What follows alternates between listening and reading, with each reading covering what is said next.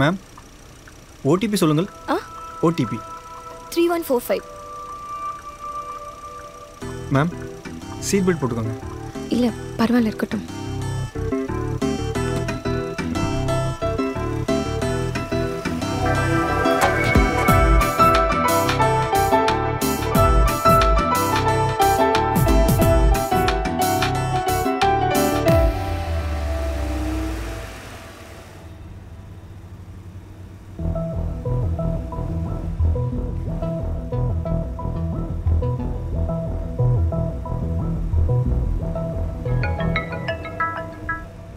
நான் கேப் ஏறிட்டேம்மா. இன்னும் ½ நாளில் வீட்டுக்கு வந்துடுவேன். நான் வீட்டுக்கிட்ட வந்ததும் சொல்கிறேன், நீ அப்பாவை வர சொல்லு. வர வெய். What happen? யாருங்க, அம்மாவா? ஆமா. ஒன்றும் இல்லைங்க, கொஞ்சம் தூரம் தான், சீக்கிரம் போயிடலாம்.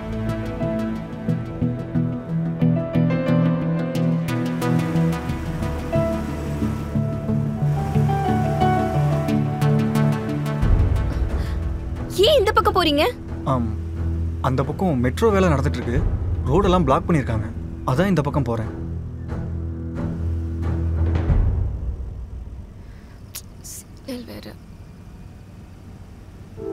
இந்த ரூட்ல சிக்னல் கிடைக்காது. மெயின் ரோடு போனா தான் வரும். சீக்கிரம் போயிடலாங்க. சரிங்க.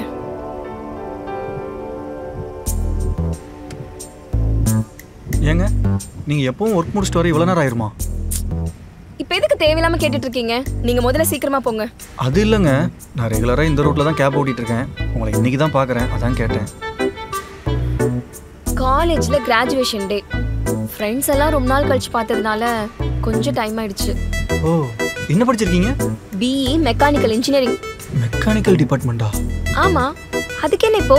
அது இல்லைங்க, மெக்கானிக்கல் டிபார்ட்மெண்ட் என்றாலே பசங்க மட்டும் தான் படிப்பாங்கன்னு கேள்விப்பட்டிருக்கேன். ஆமா, உங்க கிளாஸ்ல மொத்தம் எத்தனை பொண்ணுங்க? நான் மட்டும்தான். பசங்க? அது ஒரு 84 பேர் இருப்பாங்க. 80 பேரா? ஏங்க, உங்களுக்கு ஒரு மாதிரி இருக்காது? ஏன் இருக்கணும்? இன்ஃபேக்ட் என்னை விட காலேஜ்ல ரொம்ப ஜாலியா ஃப்ரீயா எந்த பொண்ணுமே இருந்திருக்க மாட்டா. உங்களுக்கு எப்படி சொல்லி புரிய வைக்கிறது? இப்போ காலேஜ்ல பசங்க பொண்ணுங்களை கிண்டல் பண்ணுவாங்க. அதுல பாதி பேரு என் கிளாஸ் பசங்க தான். ஆனா என்ன மட்டும் கிண்டலே பண்ண மாட்டாங்க. இதுலயும் அதர் டிபார்ட்மெண்ட் பசங்க கூட கிண்டல் பண்ண மாட்டாங்க. அப்படி யாராவது வந்தாங்க, அவ்வளவுதான், செத்தாங்க. சொல்ல போனா பசங்க கூட இருக்கிறதா ரொம்ப சேஃபும் கெத்தும் கூட. ஆனா இந்த பொண்ணுங்களுக்கு தான் அது தெரியறதே இல்லை.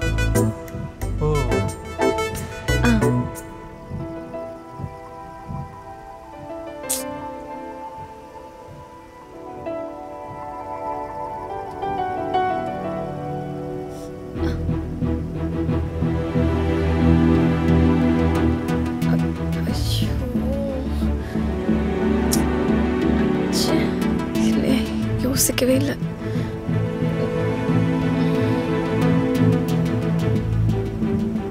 Excuse me. என்னங்க ஆச்சு? ஏங்க, கொஞ்சம் சீக்கிரமா போறீங்களா? அவ்வளவுதாங்க, பக்கத்துல வந்துட்டோம், சீக்கிரம் போயிடலாம்.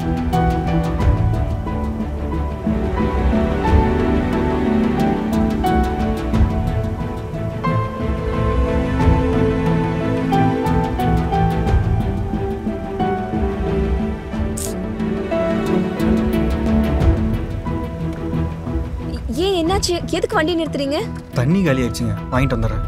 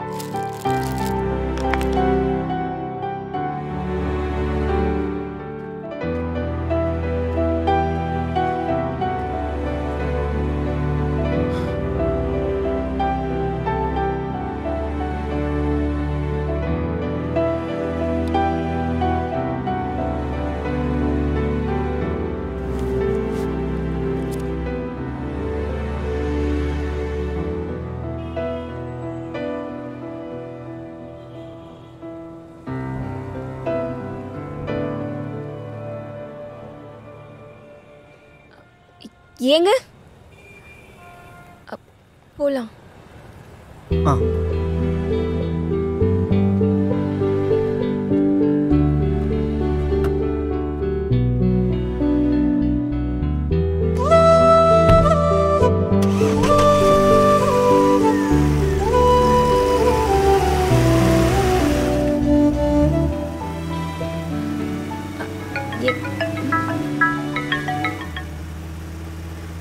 சொல்லுடா. அது ஒன்றும் இல்லைடா, சும்மா ஒரு சேஃப்டிக்கு தான் அனுப்பிச்சு வச்சேன். ஓகேடா ஓகேடா, நான் ரீச் ஆகிட்டு உனக்கு டெக்ஸ்ட் பண்ணுறேன். பாய். சாரிங்க, மாடு குறுக்க வந்துருச்சு, அதான் சீட் பெல்ட் போட்டுக்கோங்கன்னு சொன்னேன். இல்லை பரவாயில்ல.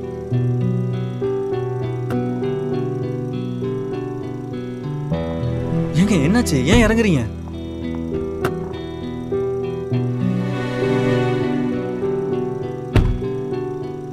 என்ன பார்த்துட்டே இருக்கீங்க, வண்டி எடுங்க.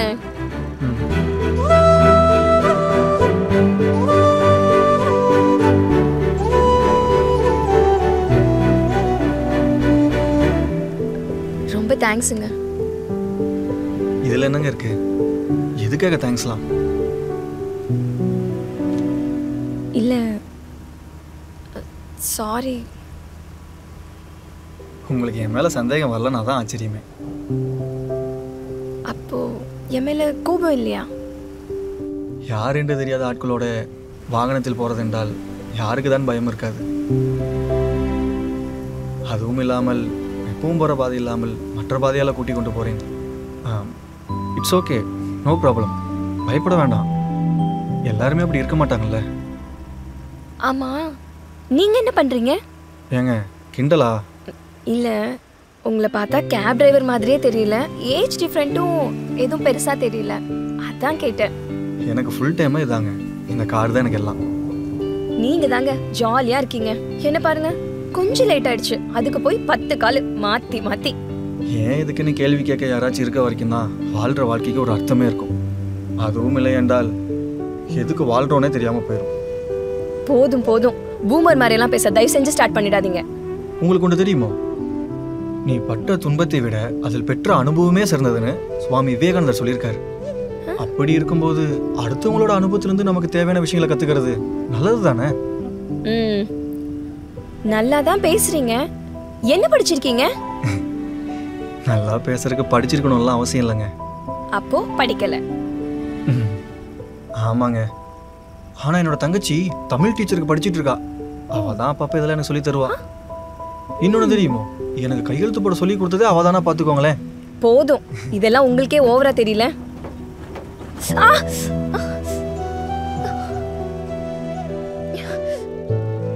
சாரிங்க, ஓகேவா? It's okay. போலாமா?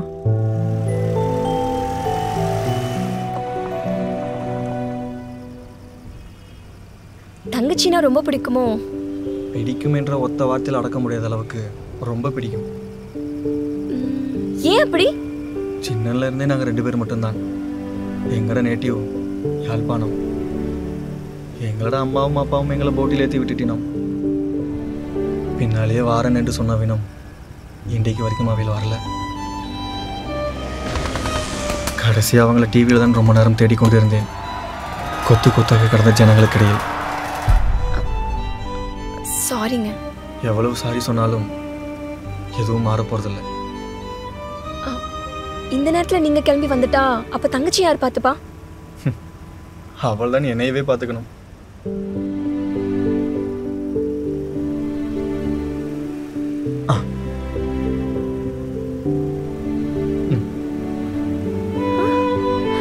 உங்களை மாதிரி இருக்கால? ஆமாங்க. நீங்க இறங்க வேண்டிய இடம் வந்துருச்சுன்னு நினைக்கிறேன். நீங்க எவ்வளவு அமௌண்ட் ஆச்சுன்னு சொல்லுங்க, நான் அப்படியே கூகுள் பே பண்ணிடுறேன். காசெல்லாம் வேணாங்க. வேண்டாமா? ஏன் வேண்டாம்? எந்த தங்கச்சி பிறக்கிறதுக்கு முன்னுக்கு எங்களோட அம்மாவுக்கு இரவு பிரசவலி வந்ததாம். ஓ ஒரு ஆட்டோக்கார அண்ணன் தான் உதவி செய்தாராம். அப்போ என்னோட அப்பா கையில காசு கூட இல்லையாம். உங்களுக்கு ஒன்று தெரியுமோ, அதுக்கு பிறகுதான் பிரசவத்துக்கு இலவசம் என்று ஆட்டோக்கு பின்னுக்கு எழுத தொடங்கின வேணும். அதனாலதான் பகல்ல ஓட்டுறப்ப பணம் வாங்குவேன், நைட்டு ஓட்டுறப்ப பணம் வாங்க மாட்டேன். நல்லா கதை சொல்றீங்க. அங்க அப்படியே ஓரமா நிறுத்துங்க.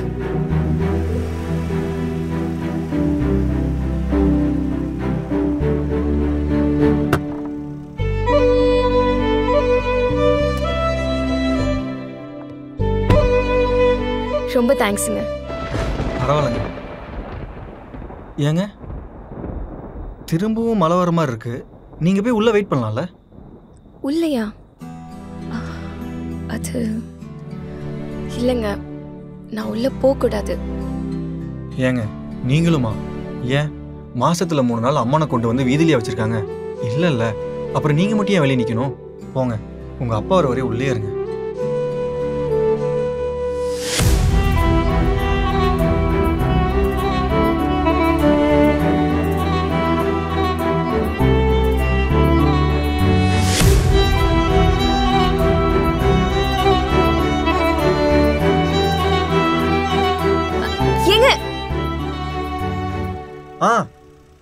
உங்க பேர் என்னங்க?